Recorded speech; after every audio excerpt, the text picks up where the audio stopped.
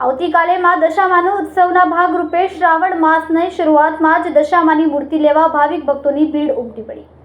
શહેરમાં ઠેર ઠેર દશામાના મૂર્તિના પંડાલ પર ભાવિક ભક્તોની ભીડ ઉમટી ઉઠી હતી। શ્રાવણ માસની શરૂઆતમાં જ દશામાનો આવતીકાલે ઉત્સવ શરૂ થાય છે, જેને લઈને ભાવિકોની દશામાની મૂર્તિ લેવા માટે મોટી ભીડ જોવા મળી હતી। એક બાજુ સુરત શહેરમાં હીરા ઉદ્યોગ મંદીમાંથી પસાર થઈ રહ્યો છે, એવામાં ભક્તો દ્વારા પ્રદૂષણને ધ્યાનમાં રાખીને માટીની મૂર્તિ ખરીદવામાં આતુરતા બતાવી હતી।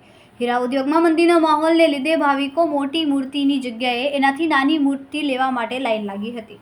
આ વર્ષે ભાવિકો માટીની મૂર્તિ મોંઘી હોવા છતાં પ્રદૂષણને ધ્યાનમાં રાખીને નાની મૂર્તિ લઈને આ ઉત્સવ મનાવી રહ્યા છે। આ ઉત્સવમાં મોટી સંખ્યામાં મહિલાઓ મૂર્તિ લેવા માટે નજરે પડ્યા હતા। આ વર્ષે ખાસ કરીને બંગાળી લોકમાં દશામાની મૂર્તિ આકર્ષણનું કેન્દ્ર રહ્યું હતું।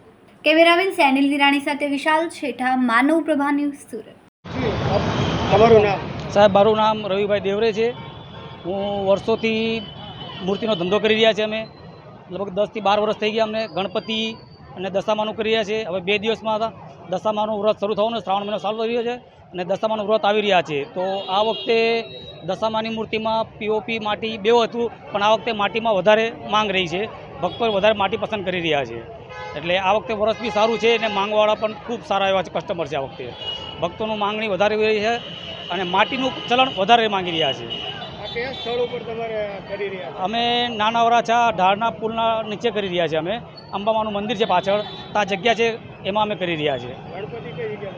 ગણપતિ પણ સાહેબ આ જ જગ્યાએ હોય છે અને બાજુમાં અંબામાનું મંદિર પાસે હોય છે અમારું। તમારું નામ? શ્રી નમસ્કાર દર્શક મિત્રો, હું છું રવિન્દ્રભાઈ માળી ને ઘણા વર્ષોથી અહીંયા ગાડી માટીનું મૂર્તિનું ઇકો ફ્રેન્ડલી મૂર્તિનું વેચાણ કરું છું અને નાના વરાછા શક્તિ વિજય ઢાળની નીચે અંબામાના મંદિર પાસે હું ઘણા વર્ષોથી મૂર્તિનું વેચાણ કરું છું।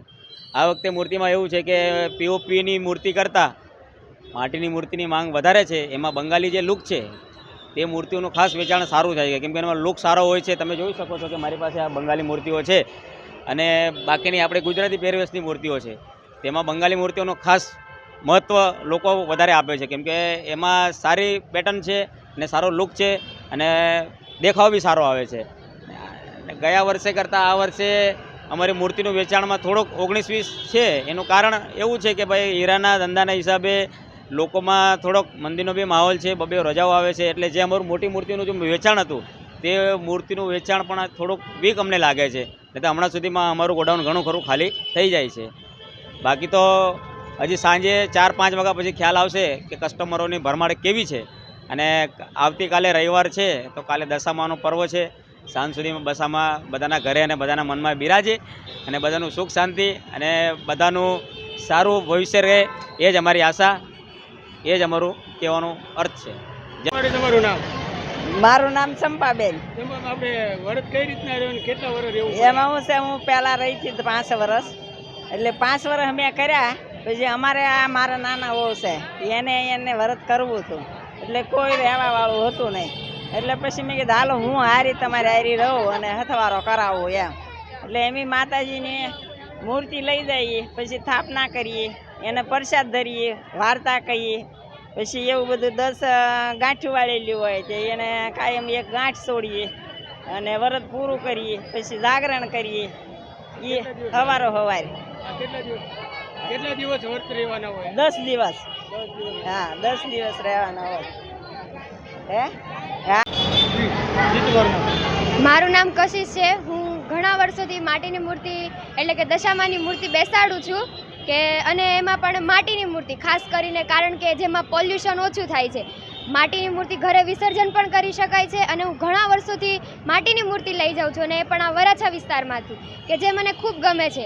કારણ કે અહીંયા માટીનો ભાવ ભલે વધારે હોય છે, પણ તે આપણને સરળતાથી આપણે ઘરે વિસર્જન કરી શકીએ છીએ, અને જેને આપણે બહાર વિસર્જન કરવા જઈએ તો તેમાં પોલ્યુશન વધારે થાય છે।